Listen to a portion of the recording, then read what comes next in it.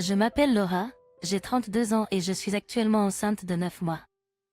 Aujourd'hui, mon mari et moi faisons la route jusqu'à la maison de ses parents, qui se trouve à 13 minutes en voiture de notre appartement. Nous faisons ce trajet 2 à 3 fois par mois car ce n'est pas trop loin. Nous avions prévu de venir aujourd'hui parce que ma belle-mère a mentionné qu'elle allait faire sa spécialité, la tarte aux pommes. Elle a été très gentille, surtout depuis qu'elle s'est remise de la perte de mon beau-père l'année dernière. Cependant, tout le monde n'est pas heureux de l'arrivée de notre enfant. Par exemple, ma belle-sœur Alexandre, qui est mariée depuis 6 ans avant nous, n'a montré aucun signe de grossesse.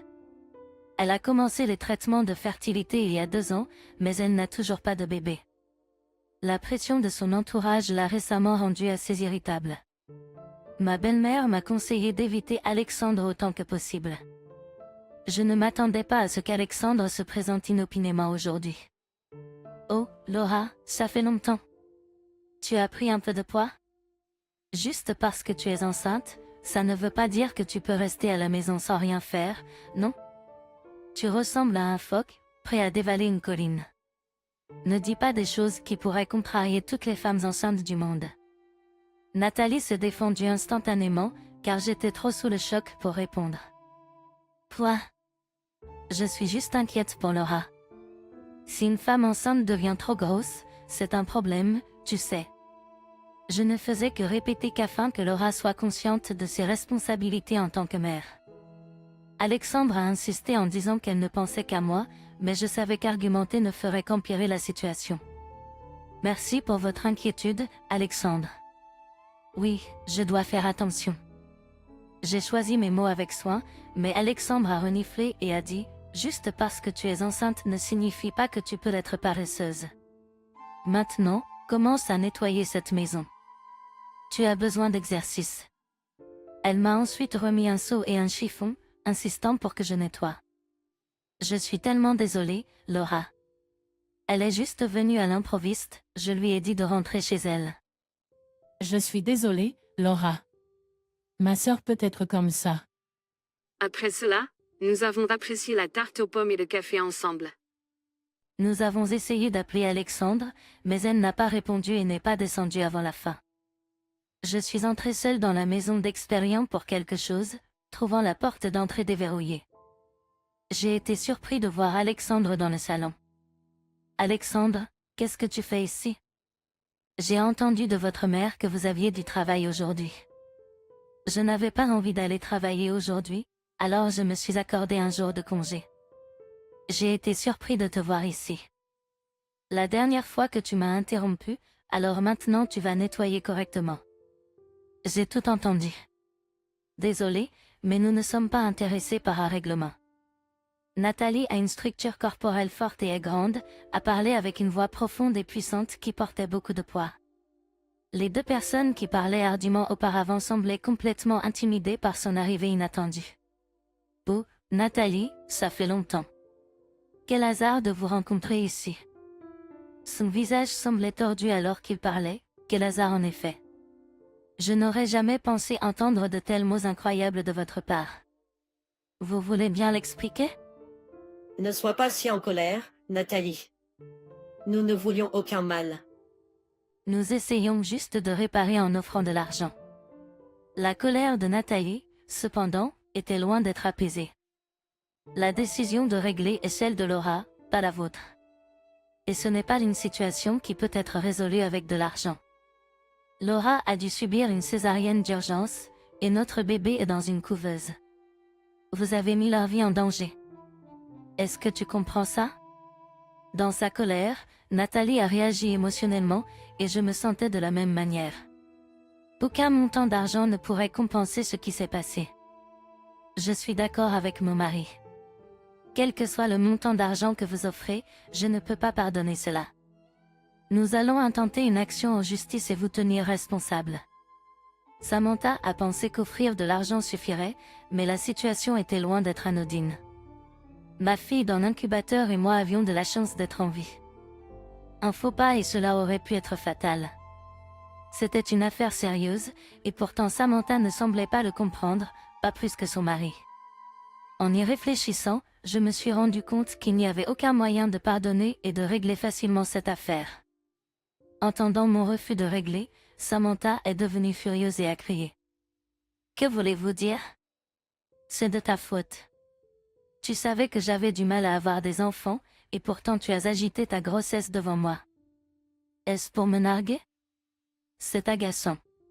Je l'ai fait comme une leçon pour que tu ne recommences plus jamais de telles choses. Comprendre pourquoi Alexandre m'a donné un coup de pied, je suis perplexe. Je ne l'avais presque pas vue depuis que j'étais enceinte, et chaque fois qu'elle me voyait, elle s'enfermait dans sa chambre et ne sortait pas. Donc, sa revendication selon laquelle j'ai agité ma grossesse semble douteuse. Quoi qu'elle dise, ses actions sont inexcusables, et ni mon mari Nathalie ni moi n'avions l'intention de lui pardonner.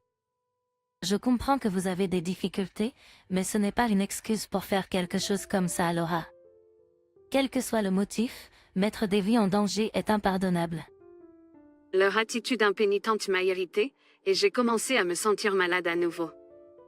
Avons-nous terminé ici? Je viens de subir une opération, et je ne me sens pas bien. Si vous continuez à faire une scène, j'appellerai la police. Il m'a semblé qu'argumenter davantage était inutile, d'autant plus que j'étais encore en convalescence. Après que Nathalie les ait assurés, elle a poussé un profond soupir. Heureusement, elle avait enregistré leur conversation, offrant des preuves accablantes. Ma belle-mère, aussi aimante qu'elle soit envers sa fille, ne pouvait pas réprimer sa colère face au danger encouru par moi et mon petit enfant. Ainsi, nous avons décidé d'intenter un procès contre Alexandre. Nous avons déposé une plainte auprès de la police, et Alexandre a été placé en détention. Au cours des discussions ultérieures dirigées par des avocats, Alexandre a affirmé de manière provocante à son avocat, « Je n'ai rien fait de mal. » Elle a exhibé sa grossesse et m'a causé une détresse mentale. Elle est également responsable, alors nous devrions régler cela. Au début, Alexandre était prête à payer n'importe quel montant, mais ensuite elle a nié les faits, affirmant qu'ils étaient tous les deux fautifs et que l'incident devait être oublié. Son mari, qui avait été intimidé par Nathalie à l'hôpital, s'est montré farouchement opposé au versement de quelque argent que ce soit. Cependant, ils ignoraient que leur conversation dans la chambre d'hôpital avait été enregistrée. Une fois les preuves présentées, leur attitude a de nouveau changé. Même avec des preuves aussi évidentes, vous niez toujours les faits. Furieux de notre refus de régler l'affaire, Alexandre nous a jeté de l'eau. Heureusement, il faisait froid, donc personne n'a été blessé. Leur explosion au bureau de l'avocat n'a fait qu'ajouter à leur chef d'accusation, augmentant le montant de la compensation due. En tant que mari d'Alexandre, j'ai essayé de la calmer, ils sont partis du bureau. Le montant pour lequel ils étaient maintenant responsables avait considérablement augmenté. Ma belle-mère s'est excusée en pleurant, en disant « Je suis désolée pour ce que ma fille a fait. Vous n'auriez pas dû avoir à vous installer. Elle doit assumer les conséquences. » Des adultes faisant pleurer les parents de cette manière est tout simplement mal. Cela m'a vraiment fait me sentir désolée pour ma belle-mère. Au final, Alexandre a été confronté à une demande importante de dommages-intérêts. Malgré son choc face au montant, elle m'a appelé à plusieurs reprises, insistant sur le fait que nous étions tous les deux coupables et exigeant une réduction de la compensation. Je ne pouvais pas comprendre son culot de revendiquer l'égalité dans la situation après tout. Peu importe le nombre de fois où vous appelez, la réponse sera la même. Nous ne réduirons pas le montant ou n'accepterons pas de règlement. Honnêtement, vos appels sont une nuisance, alors s'il vous plaît arrêtez. En raison des appels téléphoniques persistants et excessifs, j'ai fini par répondre sèchement. Cependant, ces mots m'ont rendu Alexandre furieuse, et incroyablement, elle est allée à notre appartement.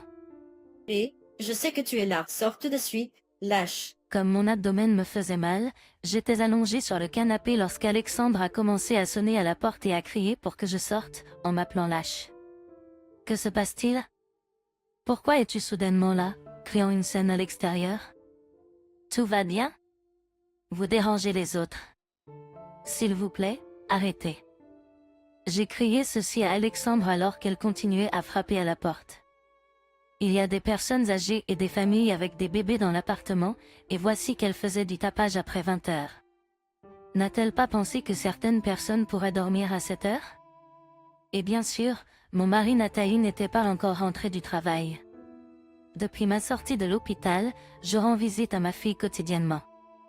Me sentant malade et pâle face à la visite inattendue d'Alexandre, j'avais du mal à supporter la situation. Peu importe le nombre de fois où vous venez ici, je ne changerai pas d'avis. S'il vous plaît, ne venez plus ici. J'étais malade et pâle face à Alexandre. Mais elle semblait désespérée de s'arranger, sans se soucier de mes supplications. Ce n'est pas comme si je voulais le faire. Vous savez, vous êtes tombée enceinte avant moi, en montrant. Ne devriez-vous pas nous considérer et attendre? Il semble qu'Alexandre considère la grossesse comme une compétition. Mais je crois que la grossesse n'est pas une compétition. Cela n'a pas d'importance de savoir qui tombe enceinte en premier ou qui est considéré comme plus admirable. Mais pour Alexandre, qui avait lutté contre les traitements de fertilité pendant des années, cela semblait être une course. Tout le monde a des valeurs et des perspectives différentes, et c'est compréhensible. Cependant, avoir des points de vue différents ne justifie pas de blesser les autres. Je comprends vos luttes avec la fertilité, mais cela ne justifie pas de blesser les autres. Je ne peux pas te pardonner de mettre en danger non seulement moi, mais aussi ma fille.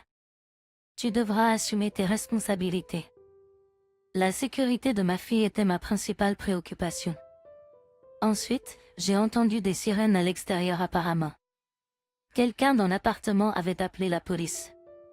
Eh bien, compte tenu du fait qu'elle frappait à la porte de quelqu'un et criait à une heure aussi tardive, il est compréhensible que quelqu'un appelle la police. Pourquoi la police est-elle ici? Ouvre la porte. Cache-moi. Malgré ses supplications pour me cacher, je ne pouvais pas faire une chose pareille. La police est arrivée et a interrogé Alexandre pendant que je leur expliquais la situation. Juste à ce moment, Nathalie est arrivée et a tout expliqué à la police, qui a ensuite emmené Alexandre dans leur voiture de patrouille. Cette nuit-là, j'ai reçu un appel du mari d'Alexandre, qui a dit qu'il la quittait et m'a demandé de ne plus m'impliquer dans cette affaire. Il s'est avéré qu'un collègue de Nathalie avait entendu parler d'elle à l'hôpital, et l'histoire s'était répandue dans son lieu de travail, causant des problèmes professionnels.